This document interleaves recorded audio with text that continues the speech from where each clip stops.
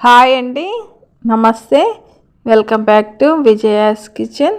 ఇవాల్టి వీడియోలో బెండకాయ ఫ్రైని ఏ విధంగా ప్రిపేర్ చేసుకుంటారో చూద్దామండి.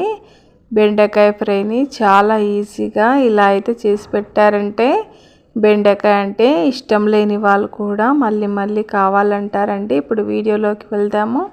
ఇక్కడ నేను 1/2 kg బెండకాయలను తీసుకొని శుభ్రంగా వాష్ చేసి ఈ విధంగా కట్ చేసి పెట్టుకున్నానండి. బెండకాయల్ని ఇవి 1/2 kg ఉంటాయి. తర్వాత ఆనియన్స్ ఒక మీడియం సైజు 2 ఆనియన్స్ని ఈ విధంగా కట్ చేసి పెట్టుకున్నాను. అలాగే ఒక 1/2 కప్ వరకు పల్లీలను తీసుకున్నానండి. పల్లీలు అనేటివి కొద్దిగానే తీసుకున్నాను. మీకు ఇష్టమైతే ఎక్కువగా తీసుకోండి, ఇష్టం లేకపోతే వేయనవసరం లేదు కూడా. ఇప్పుడు స్టవ్ ఆన్ చేసి ప్యాన్ పెట్టుకొని అందులోకి కొద్దిగా ఆయిల్ వేస్తున్నానండి.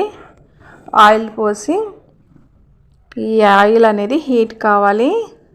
మనకు బెండకాయలు ఫ్రై చేసుకునేంత సరిపడేంత ఆయిల్ వేసుకోవాలండి. వేసుకొని ముందుగా ఆయిల్ హీట్ అయిన తర్వాత పల్లీలను వేసి ఈ విధంగా ఫ్రై చేసుకొని పక్కకు పెట్టుకోవాలి. తర్వాత అదే ఆయిల్లో బెండకాయల్ని కొద్దిగా వేసి ఈ విధంగా దోరగా వేయించుకోవాలండి. ఆయిల్ బట్టి నేను ఇక్కడ 2 సార్లు వేయిస్తున్నాను. మీకు ఎక్కువ ఆయిల్ తీసుకుంటే ఒకేసారి వేయించుకోండి బెండకాయల్ని. మరి క్రిస్పీగా బెండకాయలు అనేటివి వేగనవసరం లేదు, కాస్త దూరగా వేగితే సరిపోతుందండి. ఈ విధంగా వేగితే సరిపోతుంది బెండకాయలు. ఇప్పుడు దీన్ని తీసి ఒక ప్లేట్లోకి పెట్టుకోవాలి. అదే ఆయిల్లో మిగతా బెండకాయలను కూడా వేసి వీటిని కూడా అదే విధంగా దోరగా వేయించుకోవాలండి. ఈ విధంగా బెండకాయలు వేయించి పక్కకు తీసి పెట్టుకున్న తర్వాత అదే ఆయిల్లో ఈ విధంగా 1 టేబుల్ స్పూన్ జీలకర్ర ఆవాలు వేస్తున్నానండి. నాకు ఇది ఆయిల్ అనేది మిగిలిపోయింది. బెండకాయలు వేయించిన తర్వాత ఆనియన్స్ని వేసుకోవాలి. కట్ చేసి పెట్టుకున్న ఆనియన్స్ వేసుకోవాలండి. ఆయిల్ ఎక్కువ అవసరం లేదండి, మనం ఆల్రెడీ బెండకాయలు వేయించాం కాబట్టి దాంట్లో ఆయిల్ ఉంటుంది. తర్వాత ఈ ఆనియన్స్ తర్వాత 2-3 పచ్చిమిర్చి ముక్కలు ఈ విధంగా వేసుకోవాలండి. సన్నగా తరిగి పెట్టుకున్న పచ్చిమిర్చి ముక్కలు వేసుకోవాలి. వేసుకొని ఆనియన్స్ పచ్చిమిర్చి అనేది కాస్త దూరగా వేగే వరకు వేయించుకోవాలి.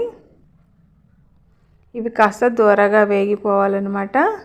ఈ విధంగా వేగిపోయిన తర్వాత మనము ఫ్రై చేసి పెట్టుకున్న బెండకాయలను కూడా వేసుకోవాలి. ఆయిల్లో ఫ్రై చేసుకున్నాం కదా, అవి కూడా వేసుకోవాలండి. వేసుకొని ఇదంతా కూడా మరొకసారి బాగా కలుపుకోవాలండి. ఇదంతా ఒకసారి కలుపుకున్న తర్వాత మూత పెట్టుకొని 1-2 నిమిషాల పాటు ఉడికించుకుంటే సరిపోతుంది. తర్వాత ఇందులోకి ఒక 1/2 టేబుల్ స్పూన్ పసుపు, 1 టేబుల్ స్పూన్ కారం పొడి వేస్తున్నానండి. నేను పచ్చిమిర్చి వేసాను కాబట్టి కారం పొడి 1 టేబుల్ స్పూన్ వేసాను. తర్వాత 1 టేబుల్ స్పూన్ ధనియాల పొడి, సరిపడినంత సాల్ట్ అనేది యాడ్ చేశాను. వేసిన తర్వాత ఇదంతా కూడా ఒకసారి బాగా కలిసే విధంగా అంతా కలుపుకోవాలి. ఈ విధంగా అంతా కూడా కలుపుకోవాలంటే కలుపుకున్న తర్వాత ఇందులోకి మనం ఫ్రై చేసి పెట్టుకున్న పల్లీలు ఉంటాయి కదా, వాటిని కూడా వేసుకోవాలి. వేసుకొని ఇది సిమ్లో పెట్టుకొని 1-2 నిమిషాల పాటు ఫ్రై చేసుకోవాలండి. మీరు కావాలంటే ఇందులోకి వెల్లుల్లి రెబ్బలైనా కూడా కచ్చాపచ్చా దంచి వేసుకుంటే మరింత టేస్టీగా ఉంటుందండి, బాగుంటుంది. ఇక్కడ నేను వేయట్లేదు, మీరు కావాలంటే అలా కూడా వేసుకోవచ్చు. తర్వాత సన్నగా తరిగి పెట్టుకున్న కొత్తిమీరను వేసి మరొకసారి అంతా కలుపుకొని మరొక 2 నిమిషాల పాటు బెండకాయల్ని ఫ్రై చేసుకోవాలి.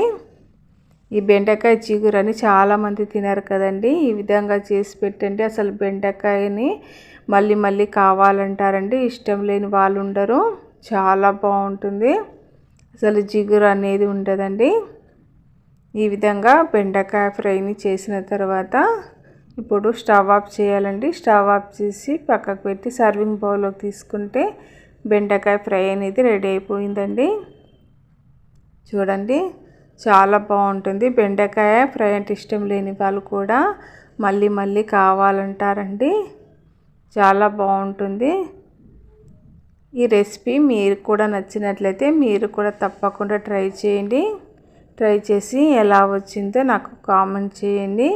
వీడియో నచ్చితే లైక్ చేయడం మర్చిపోకండి. అలాగే మీ ఫ్రెండ్స్ అందరికీ, ఫ్యామిలీ మెంబర్స్కి షేర్ చేయండి. మరిన్ని మంచి మంచి వీడియోస్ కోసం నా ఛానల్ని తప్పకుండా సబ్స్క్రైబ్ చేయండి. Thanks for watching.